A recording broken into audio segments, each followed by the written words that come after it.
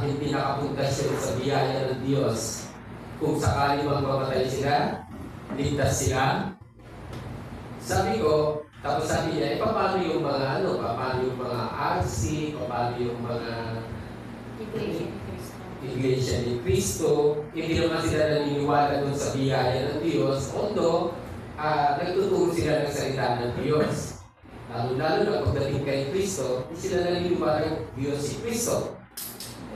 Doon naman sa Roman Catholicism, naniniwala naman sila si Cristo at tagapagligtas, kaya lang may kasamang good works.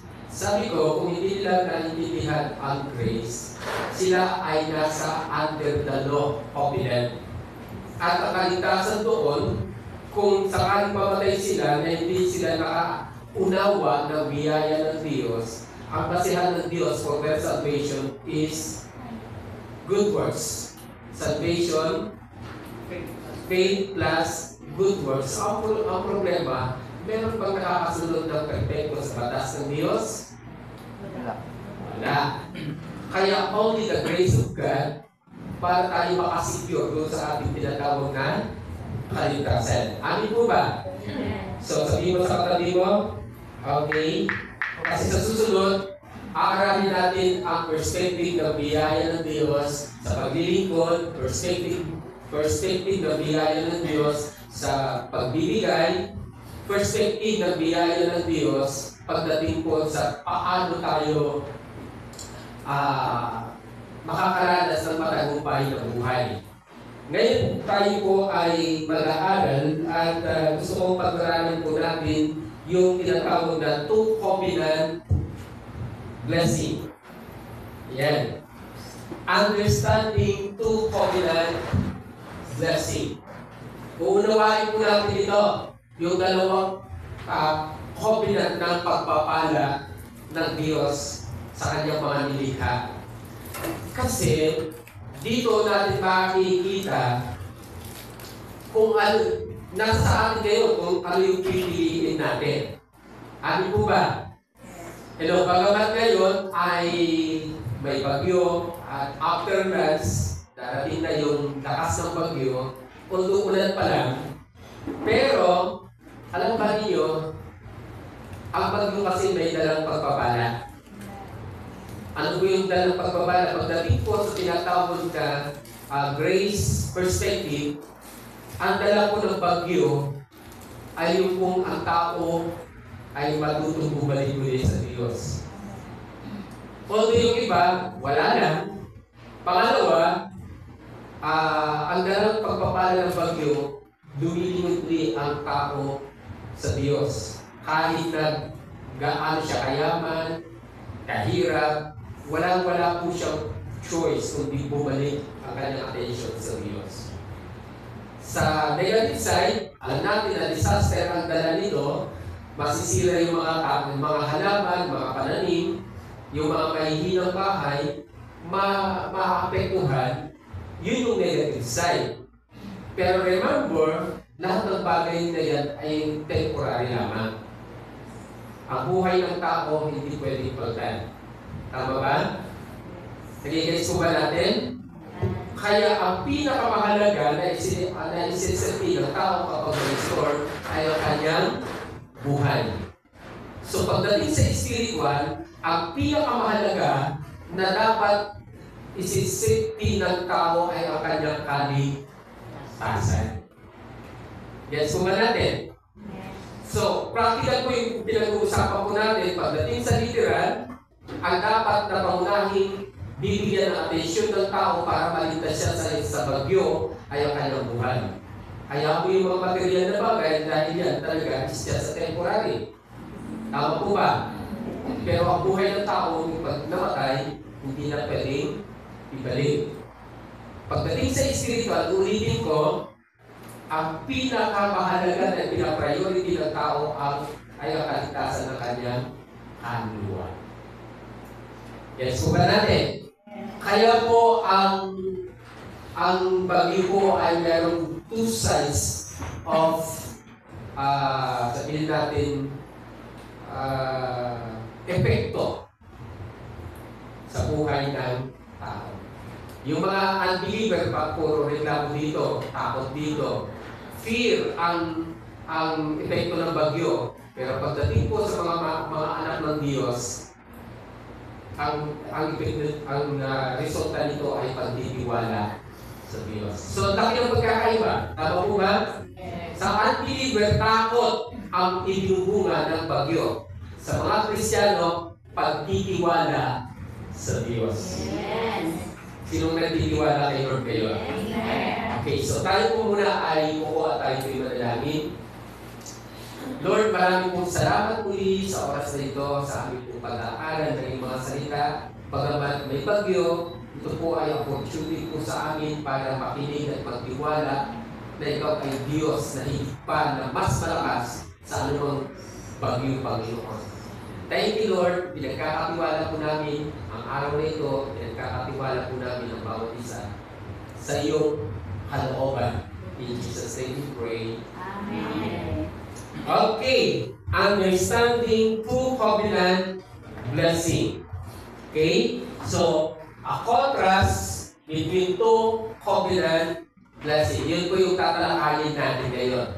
Pag sinabing contrast, yung pagkakaiba po nila. So, a contrast between two covenant blessing. Sabi po sa 2 Timothy chapter 2, verse 15, study to show thyself approved unto God, a workman that needed not to be ashamed, rightly dividing the word of truth. Ang pag-aaral po ng salita ng Diyos ay hindi po simple. We need to understand. We need to know how to divide the scripture. Okay? Ang tawag po dito ay dispensation. So, sa bawat pangyayari, meron po kanya-kanyang panahon. At sa bawat panahon, meron kanya-kanyang age. Amen. Iba yung panahon ng ating mga ninuno, iba yung panahon natin ngayon. Iba ang application noon, iba ang application ngayon ng salita ng Diyos para sa atin. Kaya kailangan po natin maintindihan ito. Kaya pagdating sa tinatawag na Old Covenant Blessing, alam naman niyo kapag may old, merong new. Tama ba? Ang tanong, para kanino yung old? Siyempre sa ating mga ninuno. Para sa naman ngayon yung new? Para sa ating ngayong nabubuhay. Kaya po, tignan niyo yung salitang dividing, sa Greek word ay orthotomeo, na ang ibig sabihin ay literally straight cut to handle correctly, rightly divide. Tamang pagkaka-divide ng scripture. Tamang pagkaka-divide ng season, ng panahon. Tamang pagkaka-divide ng oras. Tamang pagkaka-divide ng panahon. So, anong panahon natin ngayon? Iba ang panahon natin ngayon noong unang panahon. Kung titignan natin noong unang panahon, hindi uso ang sasakyan, kandidahan. Ngayon, at sa ating panahon, usong-uso ang sasakyan.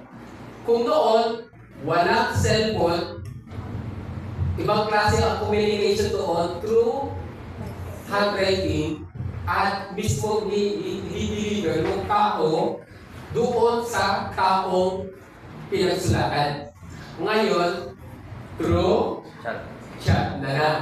So, magkakaiba ang panahon. Kaya hindi mo pwede na iisa lang ang paggamit po natin ng scripture. Ako pa po niya.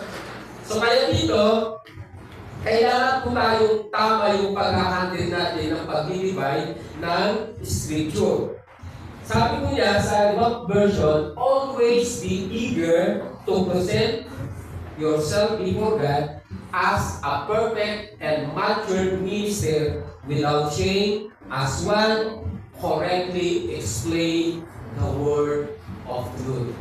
So, kaya nga tama yung pag-i-explain natin ng Scripture o ng salita ng Diyos.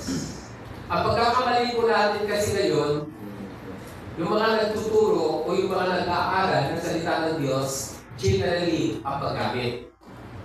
Ang ibig sabihin ng general, pangkalahatan, kung ano yung application noon, yun pa rin yung ina-apply mo ngayon. Kaya nagkakaroon po tayo ng tinatawag na problema. Tama po ba? Yes. Okay. Halimbawa, kung si Judas ay nagpakamatay dahil yun ang kanyang solusyon doon sa kanyang kasalanan, alam naman yun din ang gagawin mong application sa panahon ngayon. Pero meron pa rin gumagawa ngayon, di ba? May mga nagbibigti. Pero tama ba na yun ang application ng word sa ating panahon? Hindi. So ngayon, aaralin natin. Kaya sabi niya, all Scripture is written for us, but not all verses directed to us. Ang buong kasulatan ay isinulat para sa atin, pero hindi lahat ng verses ay direktang na-address sa atin. Nagigets yun? Yes. Kaya pag gumamit tayo ng Old Testament, para sa iyo ngayon, No. Para sa no. Siyempre, para sa mga taong nabubuhay sa kanilang kapanahunan. Hindi ito para sa atin. Ang pwede lang natin maging lesson doon ay yung principle ng salita ng Diyos sa kanilang kapanahunan. Nakuha po niyo? Now, sige, pag-aaralan na po natin yung tatlong klase ng tao na binidaminisyon ng Bible. 3 kinds of people mentioned in the Bible. Okay, meron lang tatlong klase tao na binabanggit sa Biblia. Una, sabi na dito, basahin natin ang 1 Corinthians chapter 10, verse 32. Tatulong ko ka na. 1 Corinthians chapter 10, verse 32 to 33. Do not cause anyone to stumble. Okay? Whether Jew, Greek, or the church of God. Even as I try to please everyone in every way, for I am not seeking my own good, but the good of many, so that they may be saved. So, ano yung tatlong klase ng taong binanggit yan? Jew, Greek, or Gentile, or the church of God. Okay? Tatlo lang ang binabanggit dyan. Pero, kung papansinin natin, sabi ni Paul, si Paul kasi nagsasalita dito, sabi niya, for I am not seeking my own good, but the good of many, so that they may be saved. Sino yung tinutukoy na many dito? Sino? unbelievers na Sino tinutukoy na many? Ha? Kasi sabi niya may tatlong klase ng tao. Pero sabi niya, I'm not seeking my own good, but for the good of many, so that they may be saved. So, ang itinuturo lang, ang purpose lang bakit isinulat ang salita ng Diyos ay para sa kaligtasan ng sangkatauhan.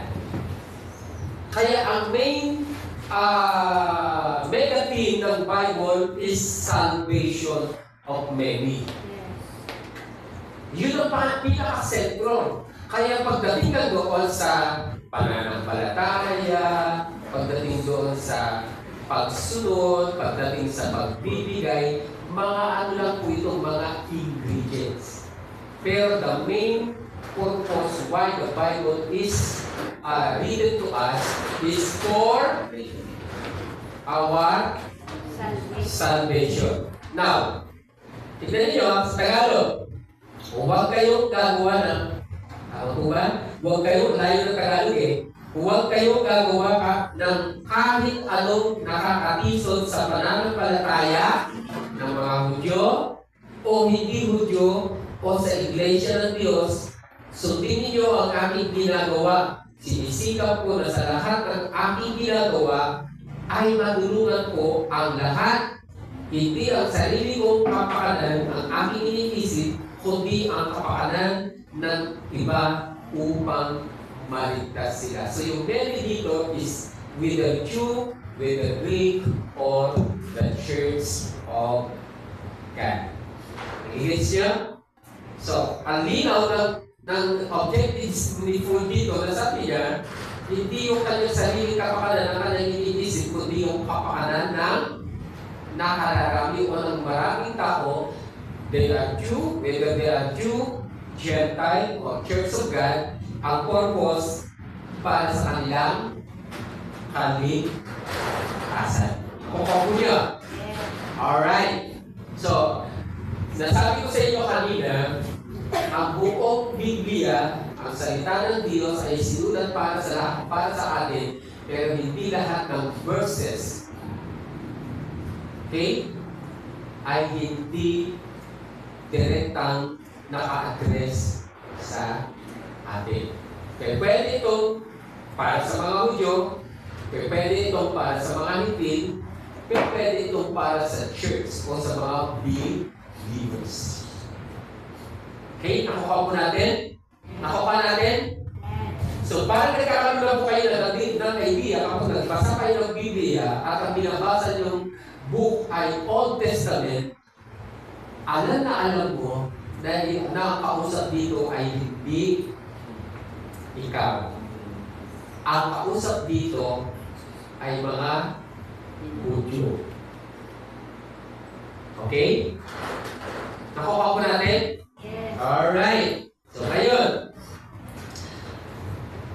sa Romans chapter 15 verse 4, yung isa na natin, ang lahat ng nakasulat sa kasulatan ng unang panahon ay isinulat para turuan tayo. At sa pamamagitan ng kasulatan, tayo magiging matatag at malakas ang loob at magkakaroon ng pag-asa. So, ang buong scripture ay isinulat. Pag sinabing scripture, buong Biblia ay isinulat para turuan tayo.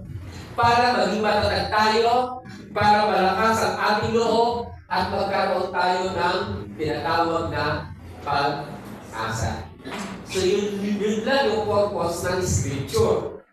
Kaya ang scripture, ito ay guide natin para masunod kung ano ang perpektong plano ng Diyos sa ating buhay. Para makita po natin yung perfect plano ng God sa buhay natin. Nakuha po natin. Now, ayan. 2 Timothy, marami akong scripture, pero bibilisan ko dahil ito, introduction pala naman eh. Lahat ng kasulatan isinulat sa pamamagitan ng kapangyarihan ng Diyos. All scripture is written by or through the power of God. At sabi niya dito, mapapakilabangan sa pagtuturo ng katotohanan, pagsasaway, pagtutuwid, at pagsasanay sa matuwid na pamumuhay para maging handa sa lahat ng mabubuting gawa ang naglilingkod sa Diyos. All scripture is inspired by God. Using for what? Sa pagtuturo ng katotohanan, pagsasaway, pagtutuwid, pagsasanay sa matuwid na pamumuhay para maging handa sa lahat ng mabubuting gawa ang naglilingkod sa Diyos. Kaya ang salita ng Diyos is not just for inspiration. Nakikita niya? Kasi may mga tao na ang gustong-gusto lang niya ay yung inspirational word. Nakaka-motivate. Pero pagdating sa correction, Ayaw ko yan. Tama? Sa pagtutuwid ng kanyang buhay,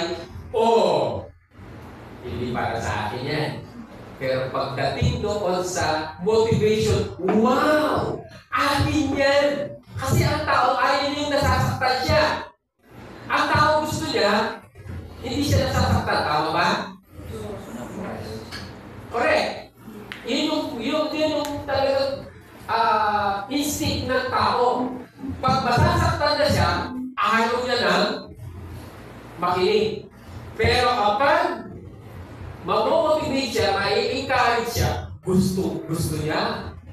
Bakit? So, balansi ang scripture. Hindi ko pwedeng is one-sided lang yan. Lahat ng aspeto ng buhay mo, ang gulo ng buhay mo, bubusisiin ng salita ng Diyos. Kasi gusto ng Panginoon, ihaharap tayo sa Kanya, blameless, spotless, and wrinkless church. Nagigets niya? Kaya kapag correction, what we need is to accept. Pag motivation, be happy. Tama ba? Nakuha po natin? Kaya po, pansinin ninyo ang church. Mas marami ang taong umaattend sa church na ang itinuturo ay inspiration. Katulad ng Lakewood Church, si Julius Osteen, puro positive yung kanyang sinasabi. Puro motivational yung kanyang tinuturo. Kaya yung mga tao, ang gusto ng mga taong may mga problema ay yung mga ganong pagtuturo. Nagigits niya? Pero hindi lahat ng problema ay nabibigyan ng solusyon sa pamamagitan ng motivational word. May mga problema na nabibigyan ng solusyon sa pagtutuwid. Nagigits niya? Yes. Kaya po, ipinapakita po dito, kailangan po maingat po tayo sa pag-a-apply ng scripture na ating pinag-uusapan o pinag-aaralan. Okay. Sino sa inyo gusto niyang halukayin ng salita ng Diyos sa buong aspeto ng kanyang buhay? Amen. Yes. Taas sa kamay. Amen. Hahalukayin talaga yan. Ganyan din ang storm. Ganyan din ang bagyo. Inilalabas ng bagyo ang totoong pagkatao ng isang tao.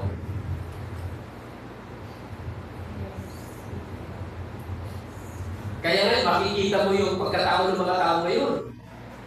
May mga tao ngayon, ang wala lang. Sabi niya ni Pastor kanina, may nagbibisikleta pa, parang wala lang. Yung iba naman, grabe paghahanda. Yung iba naman, ang sarap pa ng tulog. Lumalabas yung totoong paghuhugali ng isang tao pagdating sa kapag may storm. At kahit ang Kristiyano, lumalabas ang totoong paghuhugali ng Kristiyano kapag merong bagyo. Nagigets niyo? Hello? Yes. At lumalabas din ang totoong pananampalataya ng isang tao kapag merong bagyo. Totoo o hindi? Yes. Alam ba ninyo na itong ginawa natin dito ito ay test ng pananampalataya natin dito. Kaya yung iba na lang, huwag na tayo lalabas, baka abutan tayo ng malakas na hangin o kung ano mangyari sa ating sana. Dito na lang tayo. Kaya test din ito ng pananampalataya po natin. Kapag may bagyo, dito i-reveal yung ating foundation. Gets nyo? Napakuha natin? Yun yung ginagawa ng salita ng Diyos. I-reveal niya yung pundasyon ng ating pagkatao. Ilalabas niya. At kung merong maling pundasyon, tinatanggal ng bagyo, ng storm, yung maling pundasyon. Na ina-approve niya ito. At ang natitira ay yung matibay na pundasyon. At sinin ninyo, maraming klase ng kahoy. Pero hindi lahat ng kahoy matibay ang pundasyon. Sige, tatanungin ko nga kayo kung lalong-lalo na yung mga agriculturists. Pinag-aaralan dyan, pati yung qualification ng kahoy. Pagdating sa milina, walang pundasyon ng milina. Kasi ang ugat niya, pakalat. Nagigits siya? Pagdating sa sampalok, although mapakalat din ang ugat ng sampalok, pero mayroon siyang pinaka-main root na palalim. Kaya kapag mayroong bagyo, hindi basta-basta natutumba ang sampalok. Nagigits siya? Nagigits siya? Ngayon, yung mga matitibay na kahoy, kapag tinamaan yan, malakas na hangin, pwedeng maputol ang sanga, pero hindi mapuputol ang buto. So, ang tawag ko doon, cleansing of pruning. Nagigits po natin? Sa buhay din po natin, may mga pruning na ginagawa ang Diyos sa atin. Bakit? Para lalo mas matibay yung tinatawag na foundation. Kaya uulitin ko po, ang scripture, hindi lamang po one-sided principle. Ang scripture, buong anggulo ng buhay natin, hahalupain nito para mag-purify, para maging katanggap-tanggap tayo na isang tunay na mananampalataya sa ating Panginoon. Gets so natin? Kailangan lang natin be humble, accept, tanggapin natin kung ano yung sinasabi ng Scripture para sa ating ikabubuti. So, ngayon po, pupunta na po tayo sa contrast. Alright, may pala po tayo. Contrast between Old Covenant blessing and New Covenant blessing. Pag sinabing Old Covenant blessing, ito ay covenant ng Diyos sa mga Hudyo through Moises. Yan. Pagdating sa New Covenant blessing, God's covenant to His Son, Jesus Christ. Okay. Dito pa lang makikita na natin ang pagkakaiba. Ulitin ko, ang New Covenant ay hindi covenant ng Diyos sa atin. Please, unawain ko yung sinasabi ko. Ang New Covenant ay hindi po covenant ng Diyos sa atin. Ang New Covenant ay covenant ng Father sa kanyang anak na si Jesucristo. And then, ini-offer lang ni Kristo yung covenant nilang mag-ama sa atin para paniwalaan. So, direktibang ito ay nakasentro sa relationship ng Father and Son. And then, yung benefit ng covenant ng Father and Son, kung ano yung laman ng covenant ng Father and Son, yun ngayon yung ino-offer sa atin ng mga mananampalataya para maranasan natin yung benepisyo ng covenant ng Father and Son. Nagigets niya? Pagdating sa Old Covenant, ito naman ay covenant mismo ng Diyos sa mga Hudyo at ginamit si Moises. Malaking pagkakaiba nito. Dito, ang covenant mismo sa Old Covenant, covenant mismo ng Diyos sa tao. Pero doon sa New Covenant, covenant mismo ng Father and Son. Nagigets niyo? Kaya magkakaroon lang ng epekto yung covenant ng Father and Son sa isang tao o sa atin kung tayo ay sasampalataya.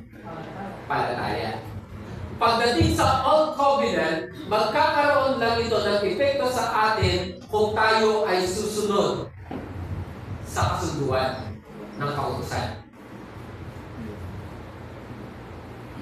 Gets mo natin? Alright? Ngayon, pagdating sa Old Covenant, by obedience o by works. Yan. Makulit ito. Kung paano nangyayari sa'yo? Patay mo lang tananak po. Ang laki-laki naman yung isa ko. Okay na, sige. Settings. Nakaka-stop po. Alright. Well, magpakabay. Pagdating sa new covenant by Christ's obedience. Ayan, yan ang yan. Alright. Ulitin ko ha. Pagdating sa Old Covenant ng Diyos sa mga Hudyo through Moses, okay, matatanggap mo ang blessing sa pamamagitan ng my words. Obedience. Pagdating sa New Covenant, matatanggap mo ang pagpapala dahil sa pagsunod ni Kristo.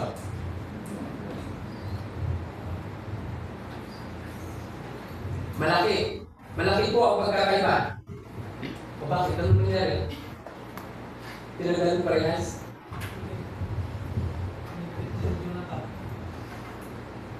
Okay. Nakuha po natin, mga kapatid.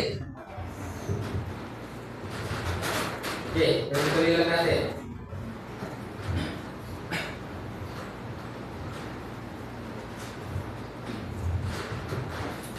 Alright.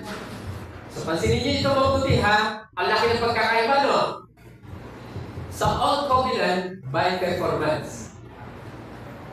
Kailangan mong sumunod 100% doon sa law para ikaw ay pagpalain. Pagdating sa New Covenant, si Kristo ay sumunod para tanggapin mo yung pagpapala ng Diyos. Hindi ikaw yung sumunod, kundi si Kristo ang sumunod. So matatanggap mo lang yung pagpapala sa New Covenant sa pamamagitan ng pananampalataya. Laki ng pagkakaiba. Gets niyo? So tanong ko sa inyo, gusto ba ninyong mag-transition from law to grace? Yes. Tahimik natin. Alright. So, pangalawa, sabi niya, tingnan niyo. Sa Deuteronomy, madalas natin ginagamit dito noon. Kaya forgive me kung ito ay ginamit ko noon sa inyo. Sabi niya dito, if you fully, ano ibig sabihin ng fully? 100%. 100%. If you fully obey the Lord your God and carefully follow Psalms, all His command I give you today, the Lord your God will set you high above all the nation of earth. All this blessing will come on you and accompany you if you obey the Lord your God. Lahat ng pagpapala darating sa iyo kung susunod ka. Buong-buong susundin mo yung utos. At ano ko sa inyo? Kaya ba natin sumunod 100%?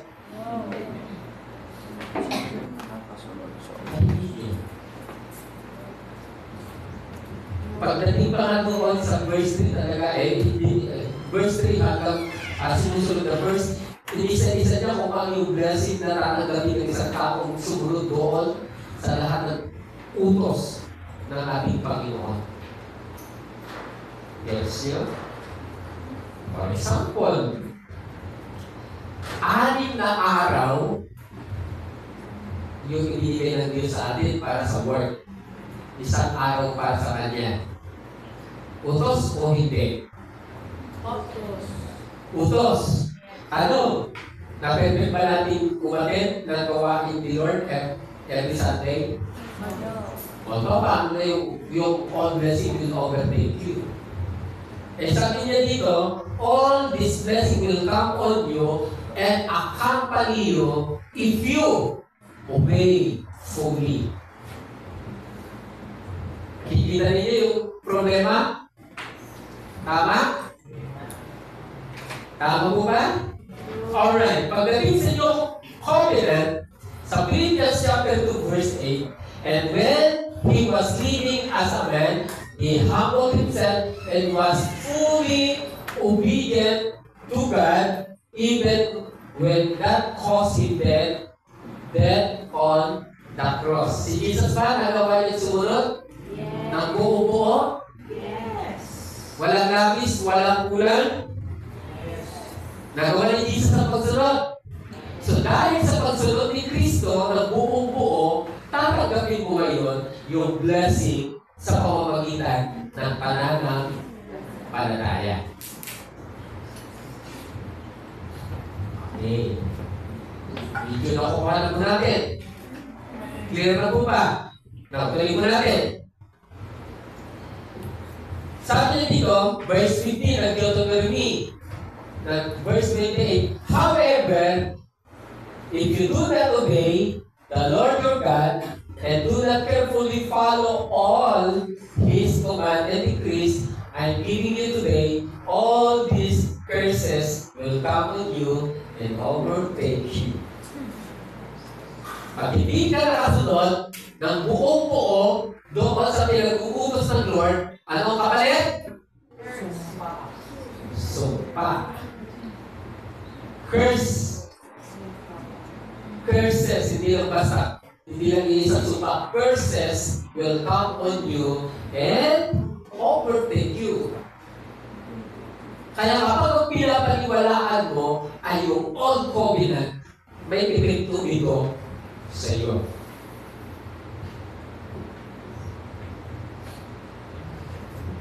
Now, pagdating sa New Covenant, praise be to God and Father of our Lord Jesus Christ, who has blessed us in the heavenly realm with every spiritual blessing in Christ. Paano tayo tumanggap ng pagpapala kay Lord? In Christ. Tama po ba? Pagpapalain pa lang ba o pinagpala na?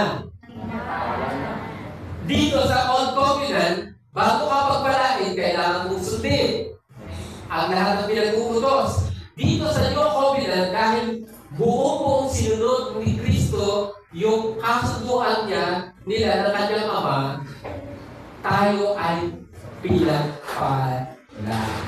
Amen. Nalinis siya mga kapatid? Yes.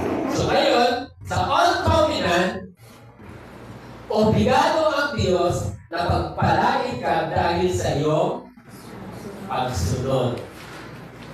Pagdating sa New Covenant, obligado ang Diyos na pagpalain ka dahil sa pagsunod ni Kristo sa kanyang kalooban. Is that correct? Amen. Tama po ba? Yes. So, layo. Pagdating sa New Covenant, obligado ang Diyos na pagpalain ka hindi dahil sa iyong pagsunod, kundi dahil sa pagsunod ni Kristo. What we need is to believe in Christ. Paniwalaan mo si Kristo sa kanyang ginawa.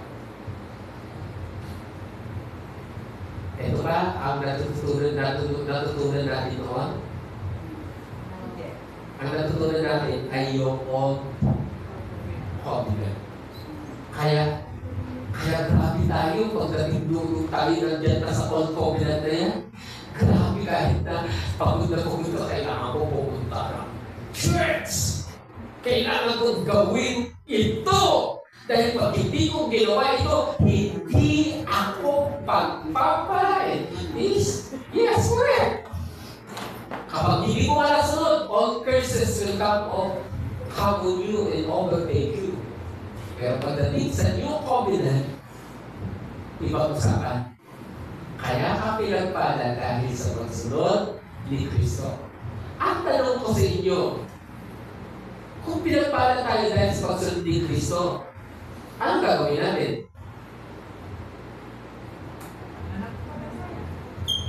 Ano ang ebidensya ng pananampalataya natin kay Kristo? Obedience. Life.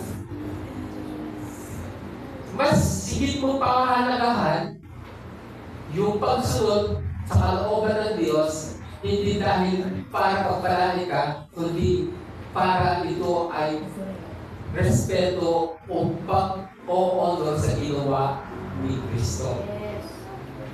Kaya hindi na dapat natin binabaliwala ang pagsunod dahil ito, ang pagsunod ay ebidensya lang ng ginawa ni Kristo sa buhay natin. Amen. Kaya yung pagsunod natin ay respeto lang sa ginawa ni Kristo para pagpalain tayo. Kuha po nyo? Yes. Hello? Ngayon pumunta tayo sa church para pagpalain ka.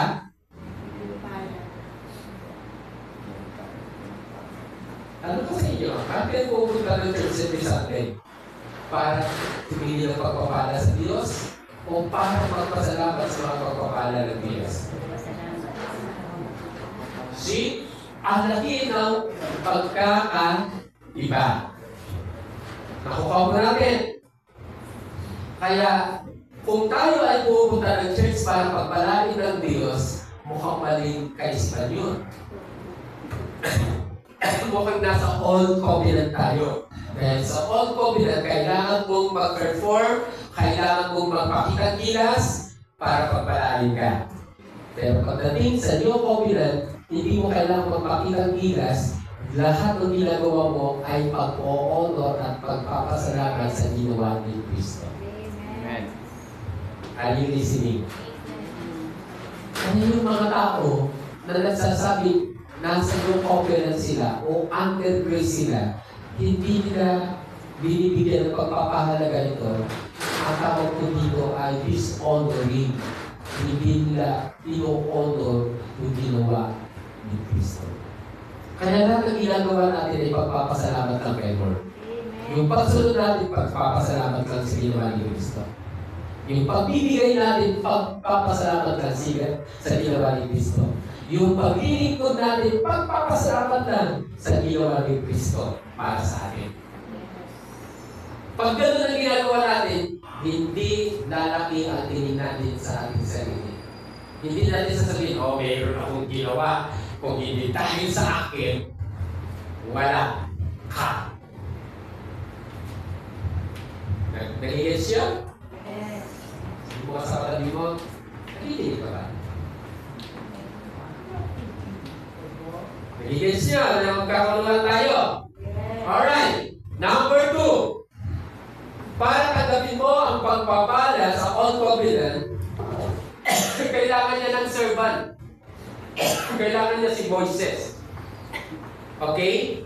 Pagdating sa New Covenant, para tanggapin mo ang pagpapala sa pamamagitan lang ni Jesus Christ. Nagigets ninyo? So, anong ginawa ni Moises? Tignan ninyo. Sa John chapter 1, verse 17, anong ginawa ng Diyos? For the law was given through Moses, grace and truth come through Jesus Christ. Kanino binigay ang batas? Moises. So, ano kailangan gawin pagdating sa batas? Sunod. Sumunod ka.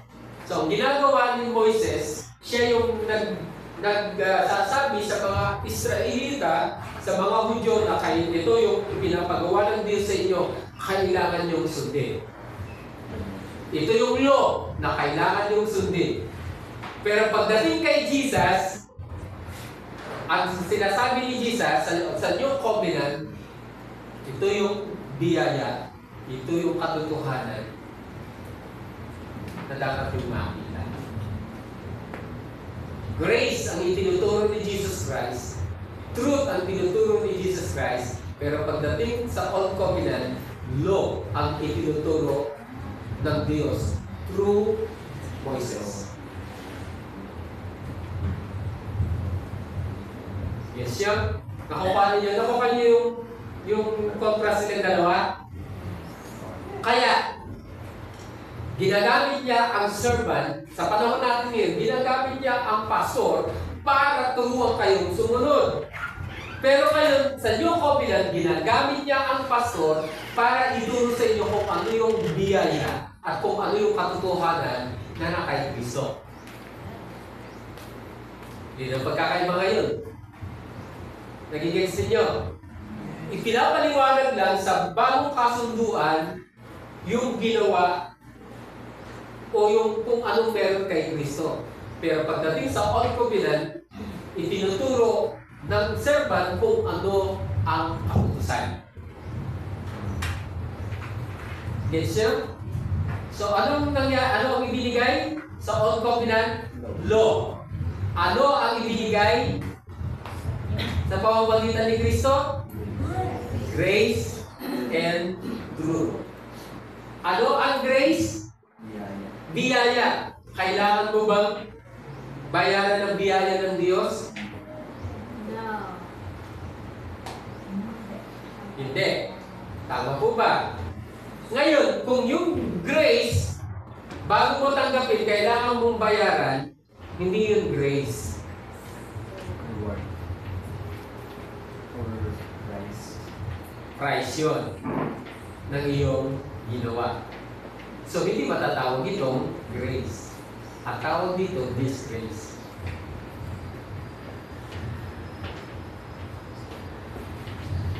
So, pagdating sa New Covenant, nakapokus ang teaching sa biyaya ng Diyos. Tandaan niyo, grace and truth, hindi yan magkaiwalay. Magkasama yan. Gets nyo? Hello? Yes. Grace plus truth, ang ibig sabihin, goes together. Iisa lang yan. Nakukuha po natin. Amen. Kaya kapag nagturo ka ng biyaya, kailangan kasama yung katotohanan doon. Hindi ko pwedeng wala yung katotohanan doon. So, anong itinuturo ng grace? Noto and righteousness. That is the truth. Kaya pag sinabing grace and truth, magkasama lahat yun. Pero may yung iba, hindi nila sinasama yung katotohanan, basta grace. Basta grace. Sapat na yung grace. Hindi nila alam na magkasama yun. Yes, yun. Alright? Parang tatahimik ninyo. Tignan nyo. Exodus 16 verse 22 to 23. Then, Moises. Sino nagsasalita? Si Moises. This is the things which the Lord has commanded you. Ine-explain ni Moises kung ano yung utos. Nasabi dito? Pakibasa? Then Moses said, "This is the thing which the Lord has commanded. Will an hour with it no generation that they may see the bread which I fed you in the wilderness, when I brought you out of the land Ipapasa nyo of doon po. Egypt." And Moses said to Aaron, "Take and put over the mouth of the sea, and make it up before the Lord. Okay. Ewan ko sa inyo. Maliit ano? Sige. Di bali, palakihin nyo na rin mata nyo. Alright. Okay, dito, pansinin ninyo, pagdating po sa Old Covenant, o yung law, laging pinapataan ng Diyos sa kanyang servant. Hindi pa pwedeng direkta yung kautusan ng Diyos doon sa tao. Lagi niyang pinapadaan sa servant. Kay Moises. At si Moises naman, ang tuturo o nagsasabi, ito yung ipinapagawa ng Diyos sa atin. So ito yung mana. Kailangan nilang gawin? Yung ipinag-utos na magtago sila ng isang salot na mana for their generation.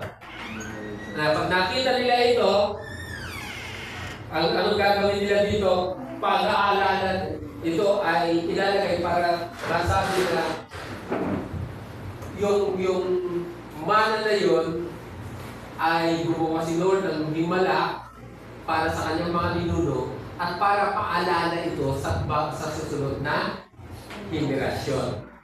Okay? Isang salop na mana. Okay? Ngayon, pagdating naman sa bagong kasunduan, John 1:14, ano sabi doon? The Word became a human and lived among us. We saw His glory, the glory that belonged to the only Son of the Father, and He was full of grace and truth. Ano ang mana natin sa bagong kasunduan? Ha? Full of grace and truth. Ano mana? Grace and truth.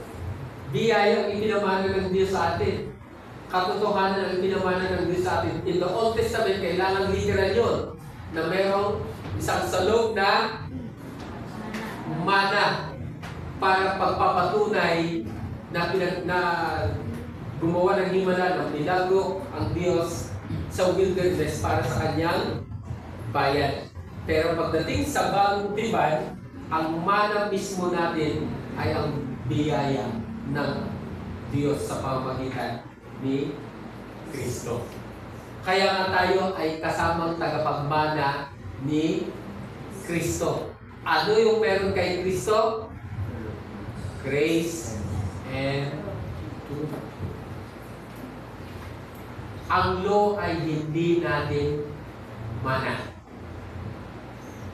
Amen. Tahimik. Yes. Kaya huwag niyo ipagpilitan yung law. Dahil hindi yan ang mana natin. Yes. Kung ano yung meron kay Kristo, yun yung mana natin. Okay, mapaliliwan natin yan. Okay, pagdating sa Old Covenant, under the Levitical priesthood po tayo, under the law. Okay? Pagdating sa bagong kasunduan, under Melchizedekian priesthood, grace po yan. Alright. Now, sabi po dito sa Hebrew chapter 11 chapter 7 verse 11 to 14, ang Panginoon, pakibasa ulit, Ating Panginoong Jesus na siyang tinutukoy na ipinalit sa mga pari ay kabilang sa ibang lahi, dahil malinaw ang galing siya sa at hindi kay at wala pang naglingkod sa bilang pari mula sa ating Juda. Sapagkat nang sabihin ni Moises kung sino ang maaring maging pari, wala siyang sinabi tungkol sa labi ni Juda.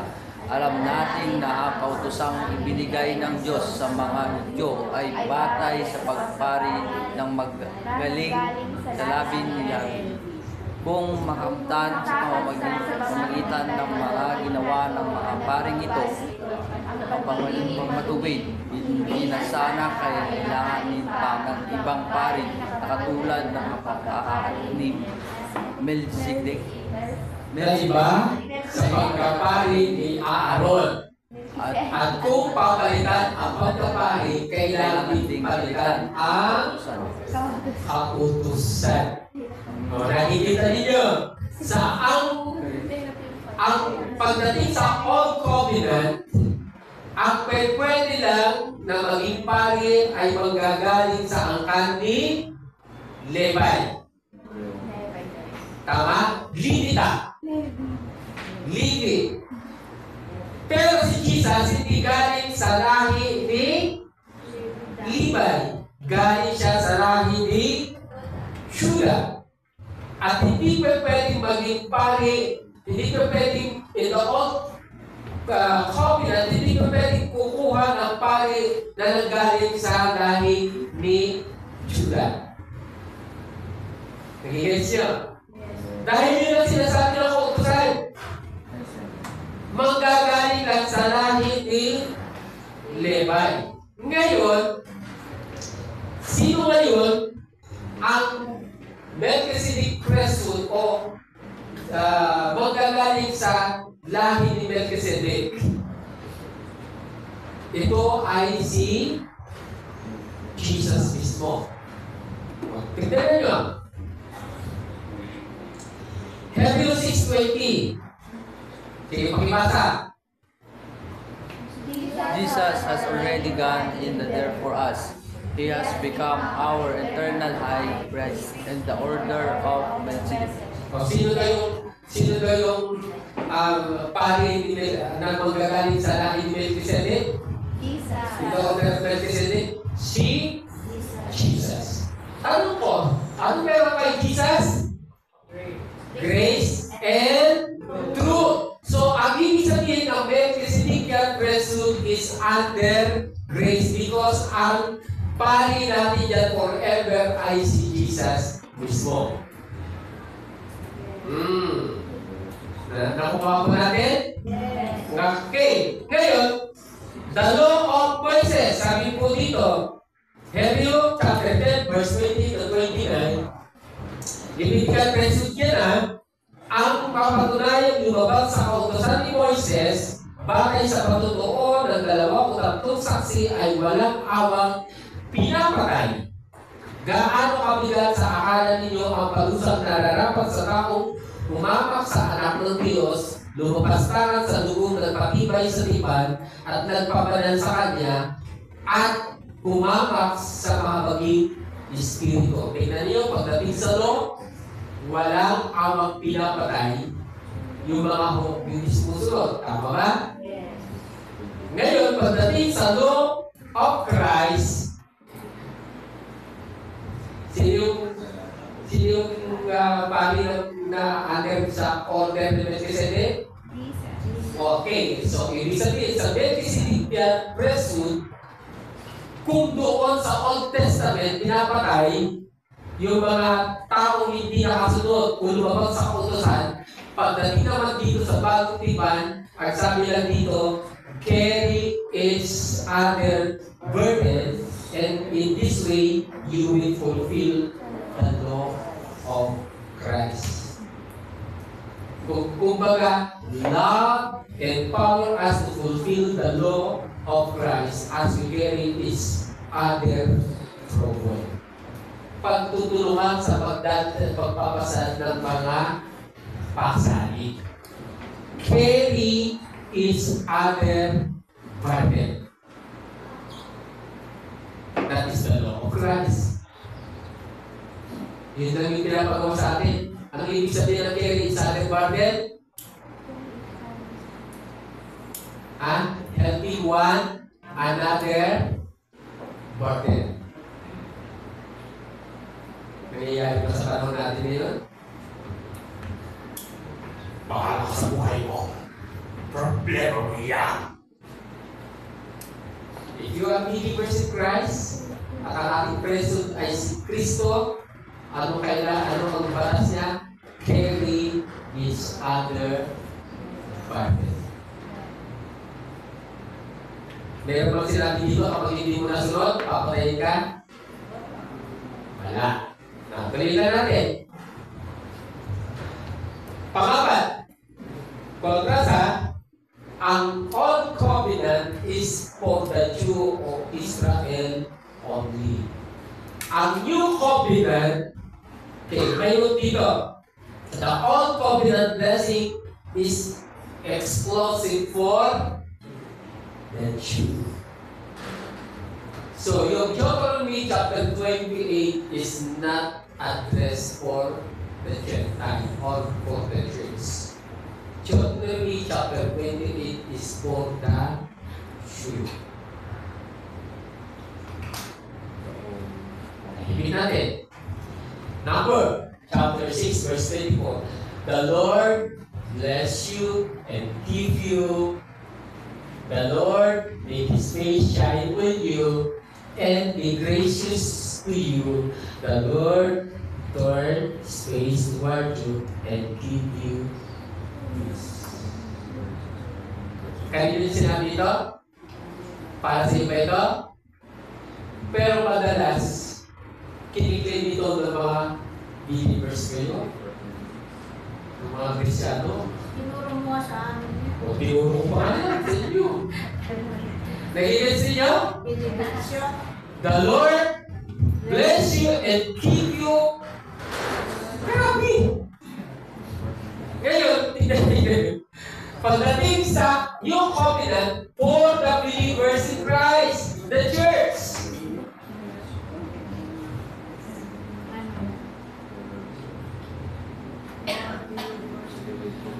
Bakit for the believers? Akala ko ba, Pastor, for the Gentile?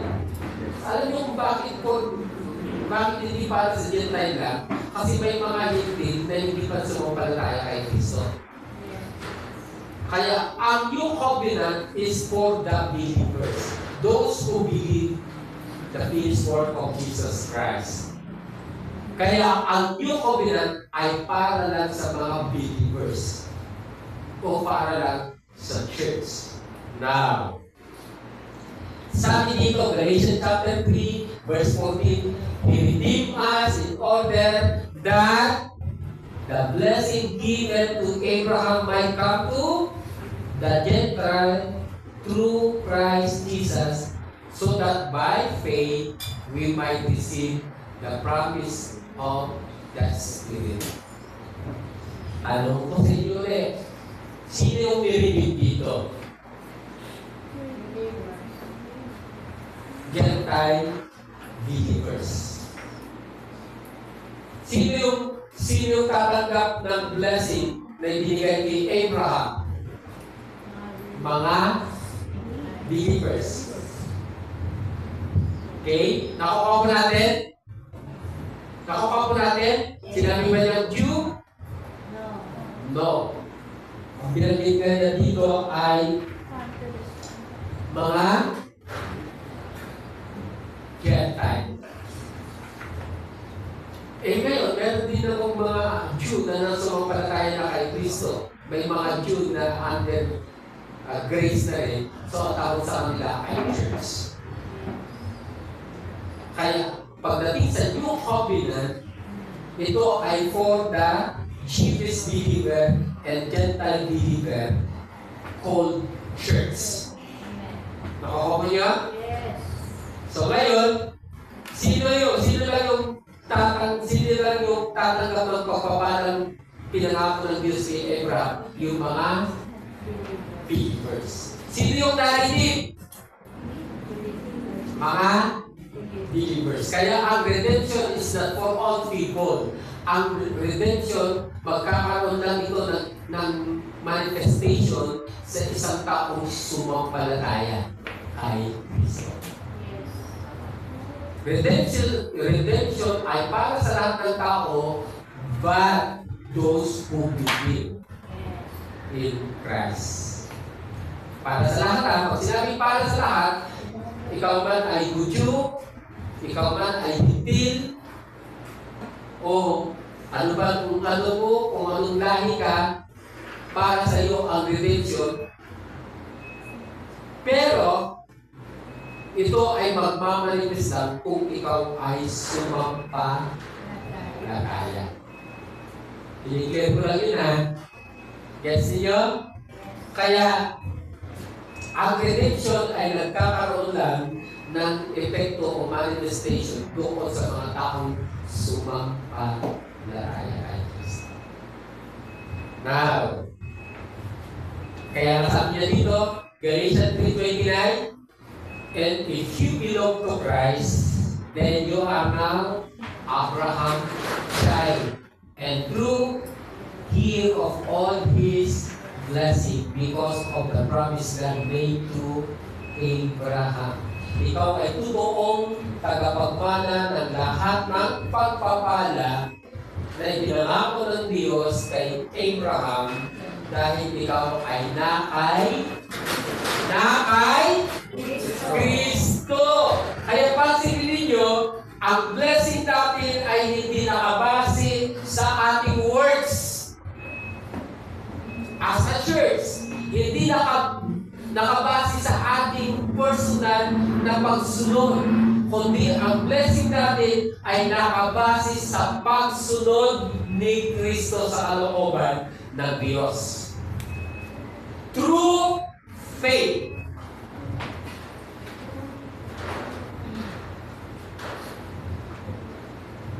Ngayon, bakit tayo nagbibigay ng tithes and offering para pagpalain? O ano ba yun? Ang purpose, bakit ka nagbibigay ng tithes and offering? Dahil pinagpala ka. Pinagpala ka na ng Diyos, kaya ka nagbibigay ng iyong tithes and offering as well as honoring God's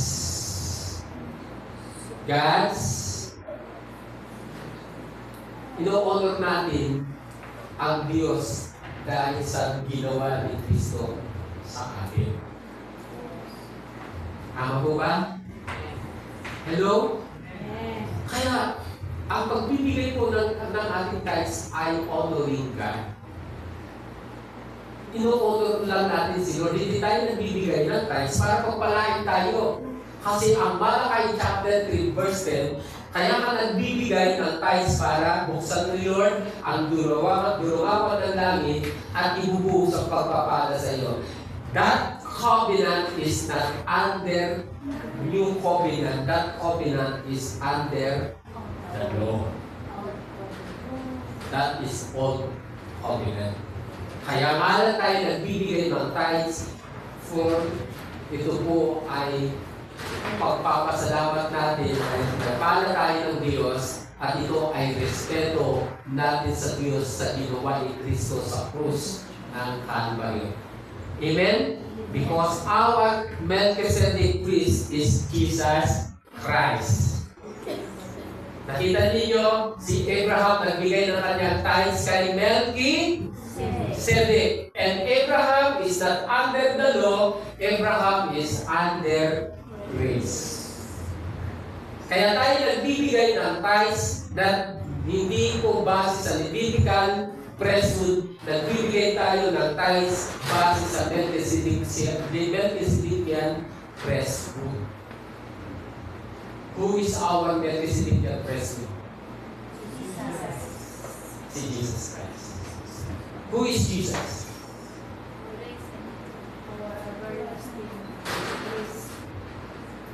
Full of grace and truth. Jesus is the mediator of the new covenant. Kaya nga, covenant between Father and Son. Kaya siya yung way natin sa Diyos. Tama po ba?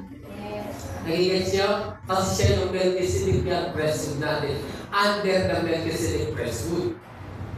Under the order of Melchizedek priesthood. Kaya siya yung daan sa Diyos, sa kanyang Ama. No one, walang sino mang makakapunta sa Ama kundi sa pamamagitan niya. Kaya ang sinusunod nating tithing ay hindi biblical tithing. Ngayon, ang sinusunod nating tithing is Melchizedekian tithing. Sa susunod, pag-aaralan pa natin yan. Para makita ninyo, pagdating sa terminology na tinatawag na New Covenant, ang Melchizedekian tithing ay tinatawag na generous tithing. Generous giving. So, tinatama ko lang yung pagkakamali natin noon. Amen? Hello? Yes.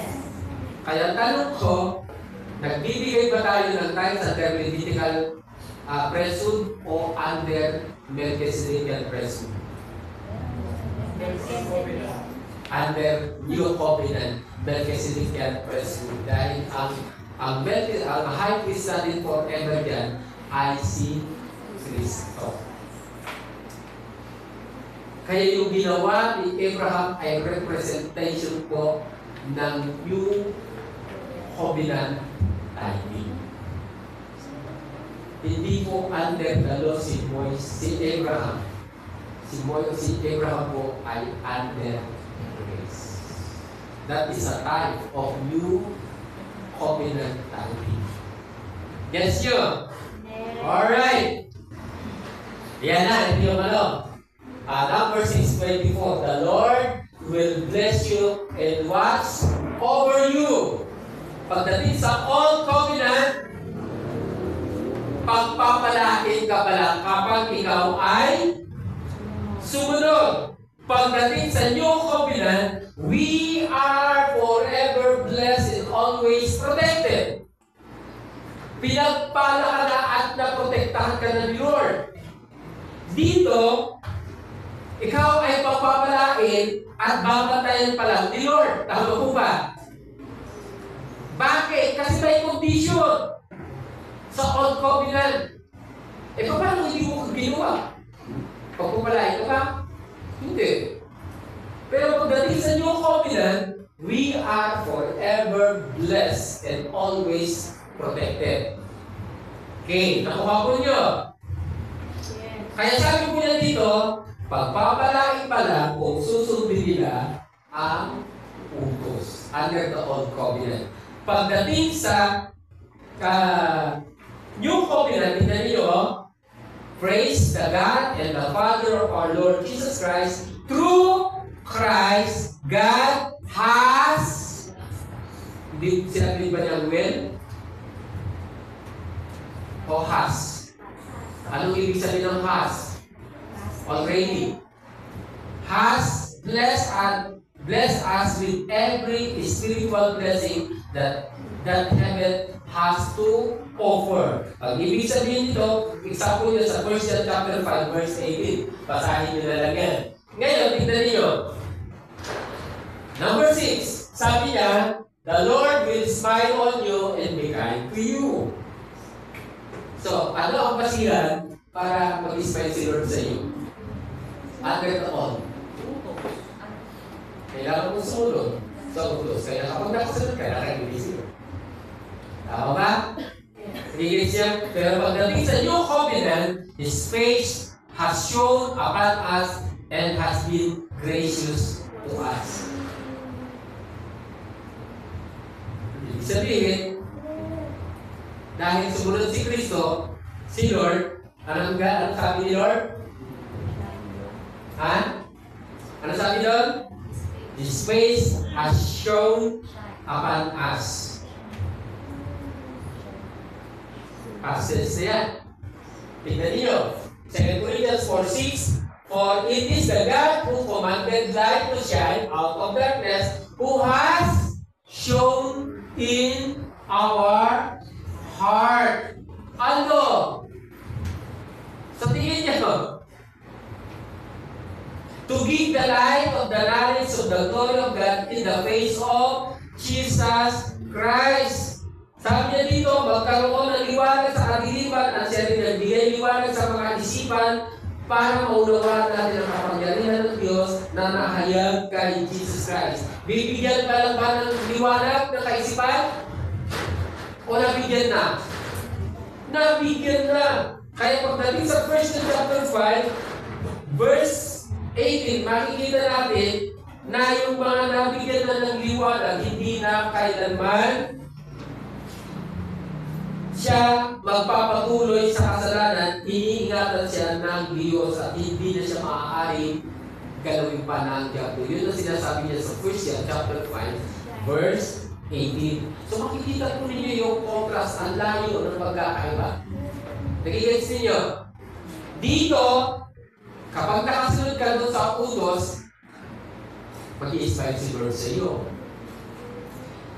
Doon sa kabila, dahil sinunod na ni Kristo ang lahat, nakangiti na si Lord sa iyo. Tama ba? Hello? Yes. Hindi ngingiti pa lang. Dahil feel na ni Jesus lahat eh. Okay. Clear po ba mga kapatid? Amen. Naiintindihan niyo yung pinag-uusapan natin.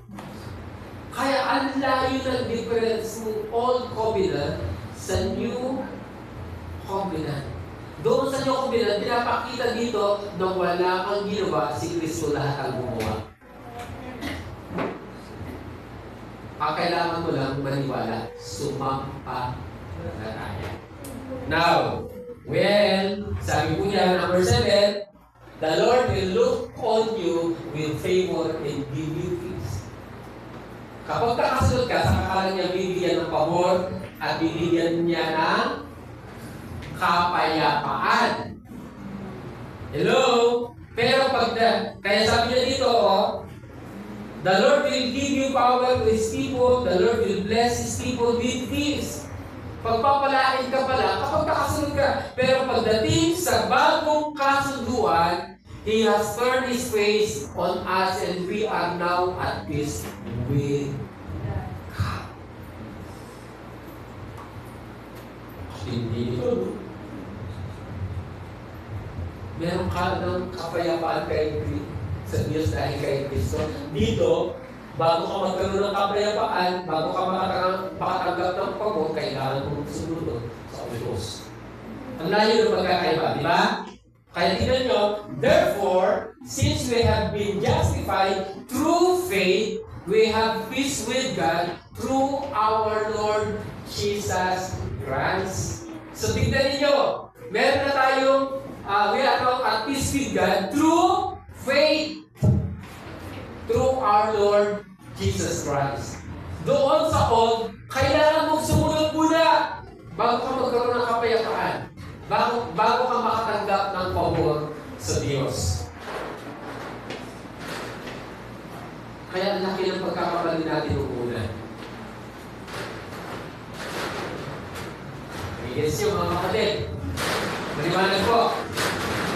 Maliwanag po mga kapatid. Isip pa ba kayo?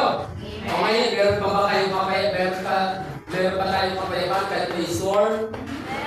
Yes. Through Christ Jesus.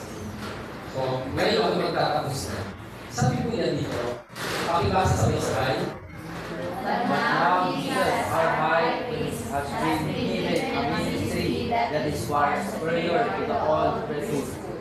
For He is the one whom saves for us and for better covenant with God, based on better promises. If the first covenant had been faultless, there would have been no need for the second covenant to replace it.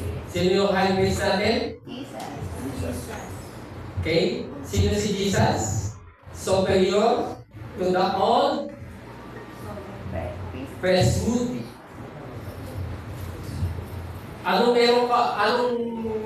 meron sa new covenant? Far better covenant with God than doon sa old covenant.